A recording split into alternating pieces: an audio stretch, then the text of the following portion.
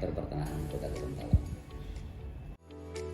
Kantor Pertanahan Provinsi Gorontalo, utamanya Kota Gorontalo merupakan kantor pertanahan yang bertanggung jawab mengurus segala permasalahan tanah yang ada di Kota Gorontalo.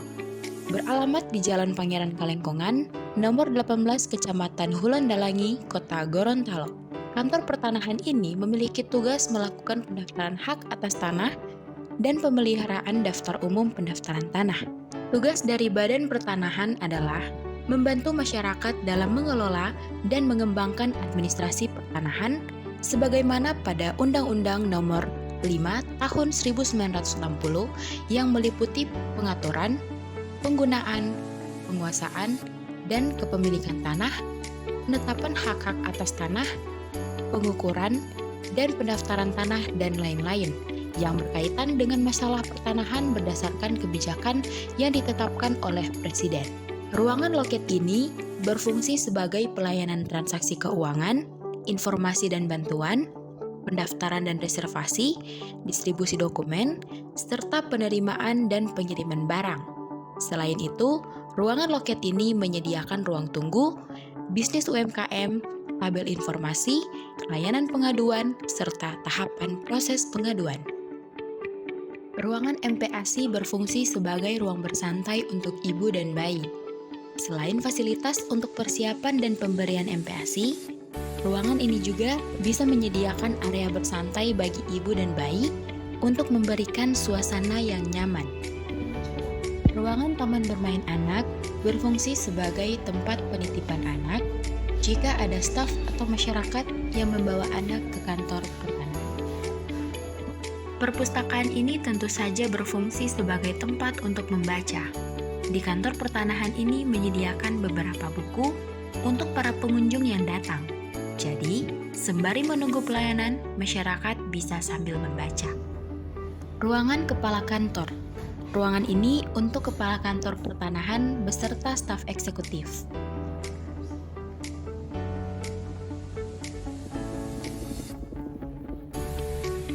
Ruangan rapat digunakan untuk pertemuan dan rapat internal kantor.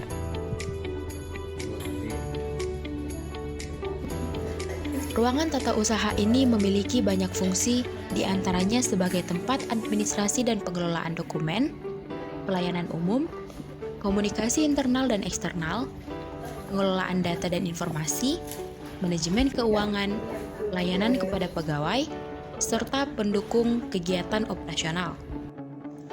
Ruangan studio pemetaan memiliki peran yang sangat penting, seperti pembuatan peta, pengumpulan data geospasial, analisis spasial, penyimpanan pengelolaan data, visualisasi data, pengembangan aplikasi, serta pelatihan dan edukasi. Fungsi utama ruangan pengadaan tanah dan pengembangan biasanya terkait dengan kegiatan perencanaan, pelaksanaan, dan penguasaan terhadap proyek pengadaan tanah serta pengembangan wilayah atau infrastruktur. Jadi kalau untuk pengajuan proses sertifikat di sini kan ada bermacam-macam ya. Jadi semuanya itu sudah melalui sistem loket, ya kan. Jadi semua pemohon nanti pada saat datang itu akan dilayani mulai dari masuk pintu itu sampai dengan ke loket, tapi sebelumnya masuk antrian dulu. Nah di situ nanti ditanya keperluannya apa, ya kan. Karena permohonan sertifikat itu bermacam-macam, ada yang hanya proya, ada yang hanya jual beli, ada permohonan hak baru, ya kan. Nah itu tergantung sebenarnya apa yang dia akan mohonkan, dan kita ada 3 loket di situ, ya kan. 2 loket untuk pelayanan, 1 loket untuk penerimaan hasil. Nah, di samping itu juga ada loket pembantu untuk informasi. Jadi kadang-kadang masyarakat datang tidak tahu apa-apa, diarahkan ke loket informasi. Pada prinsipnya karena kita itu instansi vertikal, jadi tugas kita itu tugas membantu Kementerian Agraria di daerah. Nah, tugas-tugas Kementerian Agraria itu pada dasarnya itu pensertifikatan tanah, ya kan? Baik itu mulai dari pendaftaran hak baru, pendaftaran tanah baru, terus ada di situ untuk peralihan hak tanggungan, roya, terus kemudian ada pengecekan, ya kan?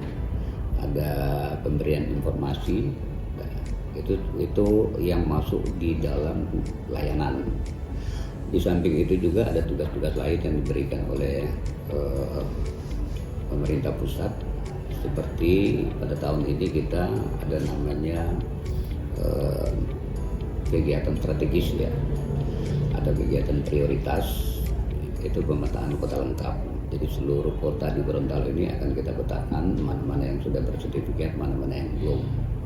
Kemudian nanti di situ juga akan terbaca nanti mana tanah pemerintah, mana tanah masyarakat, mana tanah badan usaha, mana kawasan, gitu kan. Nah, terus kemudian tahun ini juga kami mendapat tugas untuk implementasi layanan prioritas, layanan elektronik. Jadi nanti di bulan Juni ke depan itu kita akan menerapkan layanan elektronik. Nanti sistemnya sudah elektronik semua, elektronik. Nah, kalau sudah sistem elektronik, nanti masyarakat akan lebih mudah karena persyaratannya nanti dia akan melihatnya di situ, kan? Terus nanti jenis permohonannya seperti apa, nanti semuanya akan ada di dalam sistem, sehingga kontak person antara pemohon dengan petugas BPN itu lebih dapat dikurangi. Itu untuk mencegah jangan sampai nanti ada pungli atau ada komitmen-komitmen yang tidak diatur dalam peraturan. Yang pertama itu ya tentu kita sosialisasi, ya. Kita sosialisasi terkait SOP kita. Itu SOP, standar operasional pelayanan. Dan di situ akan masyarakat lebih mengerti syarat-syaratnya apa, biayanya berapa, terus lamanya berapa hari atau berapa bulan, gitu. Nah, terus internnya itu kami menanamkan nilai-nilai kementerian. Jadi bagaimana kita itu bisa melayani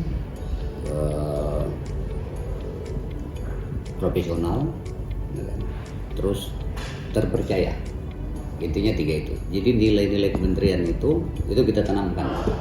Kita tanamkan di lingkungan intern, nah, sehingga kita bisa melayani dengan baik, kita bisa melayani secara profesional, dan kita bisa dipercaya oleh masyarakat. Nah, kalau masyarakat sudah percaya, tentunya otomatis layanan kita bisa akan lebih baik, gitu. Mungkin itu. Nah, jadi itu masuk kategori tadi bahwa kita salah satunya upaya itu sosialisasi. Nah, kita bisa pernah memanfaatkan Car Free Day, gitu kan. Di sini ada Car Free Day, kita bagi-bagi brosur. Di situ ada brosur yang mengajak masyarakat untuk mengurus tanahnya dengan sendiri. Karena kalau mengurus tanah melalui calo itu biasanya mahal, lama, gitu kan. Nah, kita bagi-bagi brosur. Terus yang kedua, ini juga kita mengupayakan ke pemerintah provinsi untuk pemanfaatan drone, video drone.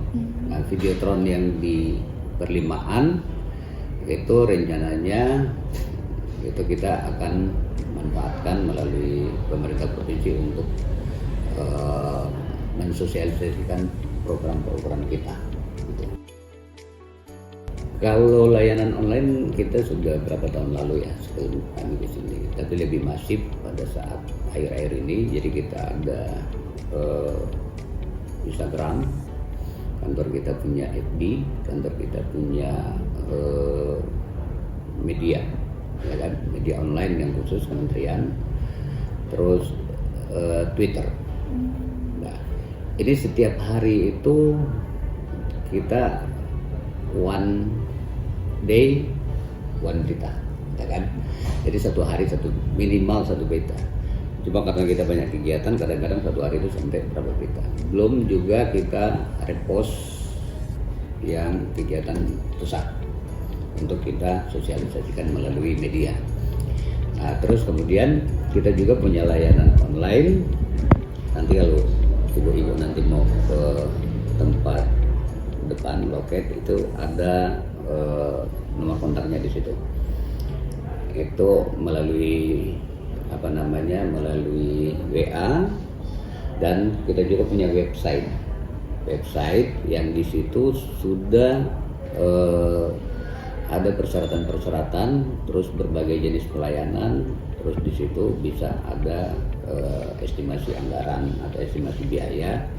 Karena biaya pengukuran biasanya berdasarkan luas, jadi tinggal kita masukkan luas, terus kita masukkan data-data lain.